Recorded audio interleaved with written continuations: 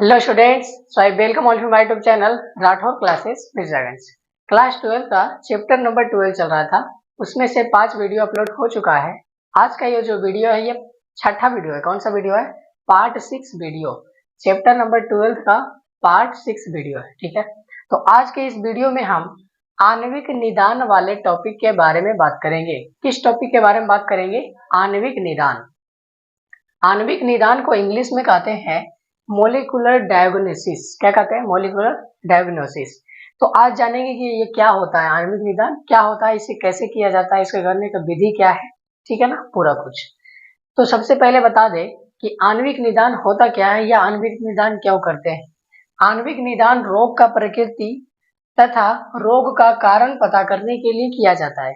आणविक निदान क्यों किया जाता है? ताकि रोग का पता चल सके, रोग का प्रकृति पता चल सके, रोग का कारण पता चल सके, इसलिए क्या करते हैं?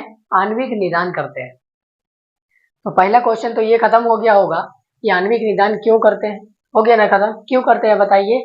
ताकि रोग का प्रकृति के बारे में जान सके और रोग के कारण के बारे में जान सके। तो मरीजों में जो भी रोग होता है उसके प्रकृति के बारे में जानना या उसके रोग के कारण के बारे में जानना या पता लगाना के लिए क्या करते हैं? आणविक निदान करते हैं। ठीक है, अब जानेंगे कि निदान कैसे करते हैं। ये आणविक निदान करते हैं, ठीक है, क्यों करते हैं ये बता दिए, ठीक है। अब सवाल आया कि कैसे करते हैं आणविक निदान। इधर देखिए, पहला है मरीज का इतिहास जानकर। कैसे करते हैं? मरीज का इतिहास जानकर। मरीज का इतिहास जानकर आणविक निदान कैसे होता है भाई? होता है, देखिए, अगर उस मरीज का इतिहास जानेगा कि कभी इतिहास में पहले ये रोग हुआ है कि नहीं हुआ है, अगर हुआ होगा तो उसके अनुसार उसका जांच होगा और आगे उसका इलाज होगा। ठीक है। दूसरा, मरीज को जांच कर, अभी प्रेजेंट समय में जो भी मरीज है उसको जांच करेगा। ठीक है। तीसरा, प्रयोगशाला के रिपोर्ट को जांच कर, प्रयोगशाला में भी उसका रिपोर्ट आया होगा, उस रिपोर्ट का भी क्या करेगा? जांच करेगा। तो ये 3 तरीका है जिसके द्वारा क्या करते हैं? निदान करते हैं। तो निदान क्यों करते हैं ये बता दिए और निदान कैसे करते हैं ये भी बता दिए। अब आगे जानेंगे कि पहले निदान का तरीका क्या होता था। जो भी पहले था, अभी तो नया नया टेक्नोलॉजी उपयोग हो गया, बायोटेक्नोलॉजी पढ़ रहे हैं ना, इसलिए। लेकिन पहले कैसे करते थे? तो निदान का पहला तरीका क्या था? पहले के जमाने में निदान कैसे किया जाता था? देखिए, मरीज में लक्षण आने के बाद, जो भी मरीज है उसमें लक्षण आने के बाद इलाज किया जाता था। पहले जब इतना टेक्नोलॉजी डेवलप नहीं हुआ था तो क्या करते थे? मरीज में रोग हुआ, उस रोग का लक्षण आया, तब लक्षण दिखाई दिया, तब उसका इलाज किया जाता था। करते थे कि नहीं? यस। ऐसे में क्या होता है? मरीजों के शरीर में रोगजन की संख्या बढ़ जाती है। ऐसे में मरीजों की शरीर में रोगजन की संख्या क्या होती है? बढ़ जाती है। क्यों बढ़ती है रोगजन की संख्या? क्योंकि जो मरीज को रोग हुआ, अगर रोग हुआ और तुरंत पता चल जाए तो तुरंत ठीक हो सकता है और रोगजन कम हो सकता है। लेकिन उस मरीज को रोग हुआ, उस रोगजन की संख्या बढ़ी, तब उस मरीज में लक्षण दिखाई दिया, तब तक क्या हुआ? रोगजनक की संख्या क्या हो चुकी है? बढ़ चुकी है, काफी टाइम हो चुका है, इसलिए। ठीक है, क्योंकि लक्षण तुरंत नहीं दिखाई देता है, लक्षण बाद में दिखाई देता है। ठीक है, अब जानेंगे कि निदान का आधुनिक तरीका क्या है। निदान का तो पहला तरीका था कि मरीज में लक्षण आएगा तब उसका इलाज होगा, ये तो पहला तरीका था। लेकिन निदान का आधुनिक तरीका क्या है? आधुनिक तरीका मतलब आज का तरीका क्या है, टेक्नोलॉजी का तरीका क्या है, ये देखिए। तो निदान का आधुनिक तरीका है आणविक निदान। निदान का आधुनिक तरीका क्या है? आणविक निदान है। ठीक है, इसमें क्या करते हैं? इसमें मरीजों में लक्षण आने के पहले ही, आणविक निदान में क्या करते हैं?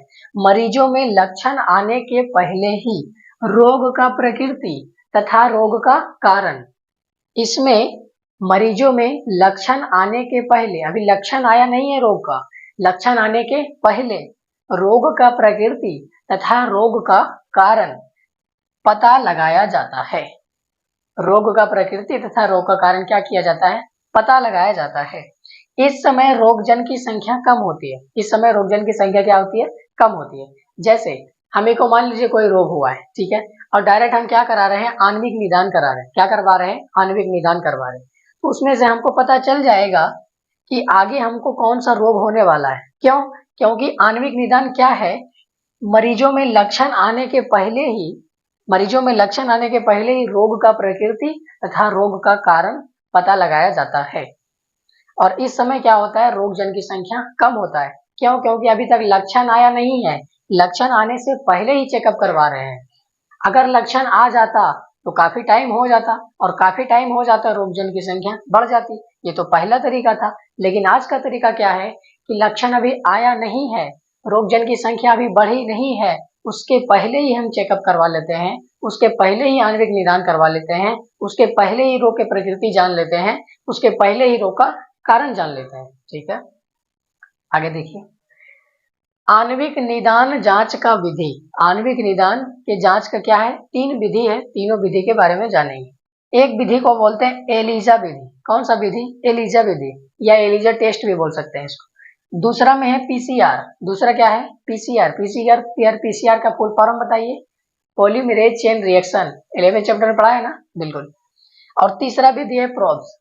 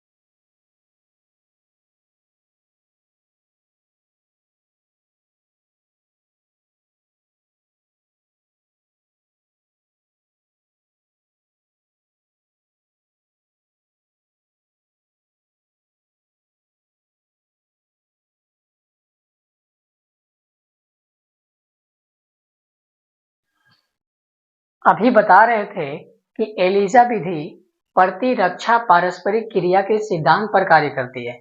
एलिजा विधि किस सिद्धांत पर कार्य करती है? प्रतिरक्षा पारस्परिक क्रिया के सिद्धांत पर कार्य करती है। ठीक है ना? ओके। अब ये जानेंगे एक सवाल कि रोग जनक द्वारा उत्पन्न संक्रमण की पहचान कैसे करते हैं। जो भी रोग जनक है वो क्या हुआ, उसके द्वारा संक्रमण उत्पन्न होता है कि नहीं होता है? होता है। तो उसका पहचान कैसे किया जाता है?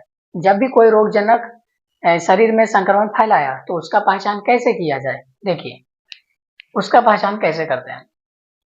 प्रतिजन की उपस्थिति या रोग जनक के विरुद्ध संश्लेषित प्रतिरक्षी के पहचान के आधार पर किया जाता है। किसके आधार पर किया जाता है? प्रतिजन की उपस्थिति के आधार पर या रोग जनक के विरुद्ध संश्लेषित प्रतिरक्षी के पहचान के आधार पर किया जाता है। किसका? रोग जनक द्वारा उत्पन्न संक्रमण की पहचान। किसकी पहचान? रोग जनक द्वारा उत्पन्न संक्रमण की पहचान। तो कोई पूछेगा कि रोग जनक द्वारा उत्पन्न संक्रमण की पहचान कैसे की जाती है, तो बोलना है कि प्रतिजन की उपस्थिति के आधार पर या रोग जनक के विरुद्ध संश्लेषित जो भी प्रतिरक्षी है उसके पहचान के आधार पर किया जाता है। किसका पहचान किया जाता है? रोग जनक द्वारा उत्पन्न संक्रमण का पहचान किया जाता है। ठीक है ना? तो बस इस टॉपिक में इतना ही पढ़ना है, बाकी का टॉपिक आगे पढ़ेंगे। मिलते हैं अगले वीडियो में, तब तक के लिए धन्यवाद।